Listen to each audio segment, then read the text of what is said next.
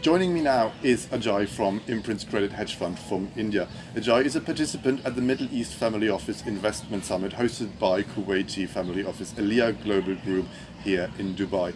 Ajay, thank you very much for joining me here and for talking to us. My pleasure. Thanks for having me here.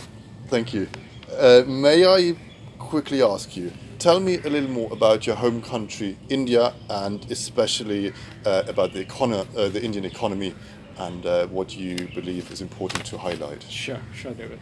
So India, I think, in last couple of years has gained a very strong global footprint. It's the fastest growing economy today at about 7.5% growth rate. Next year, it is expected to cross 7.6% growth rate. So, and with about 1.3 billion population and a median age of about 27, I think we are the youngest country today globally, and the largest workforce which is out there.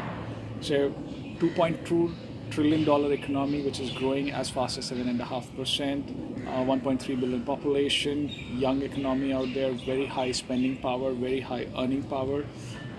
The startup ecosystem in India today is ranked among the top 10 startup ecosystems globally. The Indian stock market is among the top 8 stock markets globally in terms of volume. So, in my personal opinion, if you have all the macro factors are in perfect place, in perfect harmony in India, and if you have to start a new business or if you're looking to make money, that's the place to be. Fantastic. Ajay, why do you believe that India, now after having explained a little on the macro economy of India, why do you believe that the Indian market is interesting for Middle Eastern investors? And to make it a little more precise, what do you think is appealing to family offices from the Middle East? David, in my opinion, and it's like through my experience of investing over the last 12 years, I think there are two key factors when you are looking to invest in a particular country. One is trust, and second is the returns on your investment. As far as Middle East and India is concerned, there's a long history between the two countries. There's been long trading relationship. There's cultural heritage. When I come here, when I meet people out here, I don't feel awkward. I feel they're my own people. That's the relationship we have. So that helps build the trust between both people in both the places, which is critical when you're investing in a country.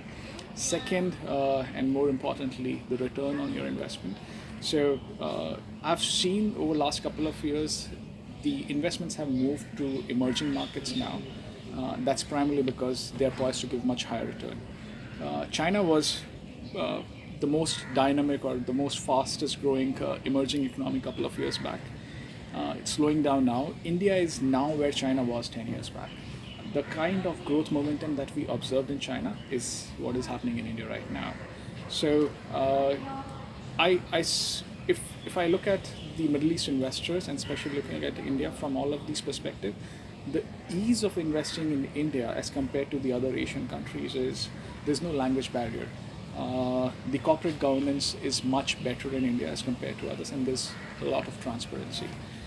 As far as family offices are concerned, for them it's the perfect opportunity for a long-term, high, stable return, and also an opportunity to explore synergies with the startups in which we invest and bring them on board, bring them in the Middle East, and see how they can flourish in this country. Interesting. Thank you for elaborating. A last question, and let's move here now from our discussion on countries and economies to a very specific industry, fintech. Yeah. Fintech is disrupting the banking sector and is the new age bank. What's your view on the sector? David, see, if you look at banks, they have been at the epicenter of growth globally. All this while, in last 2 decades, they have transformed drastically from what they were into more of tech-driven enterprises. In fact, they have been at the forefront of imbibing technology for making their transactions easier and faster for their customers. Unfortunately, as banks become bigger, they are less agile. They are more concentrated on surviving their businesses or retaining the kind of businesses they are doing, but they're not able to transform as fast as they should right now. On the other hand, with the advent of smartphones, faster internet, the fintech startups have taken a huge leap in building the kind of technology platforms they have in payment sector, in forex, and primarily in lending. If you look at some of the large Asian startups, and I would rather refer to some of the Chinese unicorns out there, they have become the size of a mid-sized bank in 4 years. This is very interesting because the platforms they have built, they are able to do the transactions much faster, much easier as compared to traditional banks.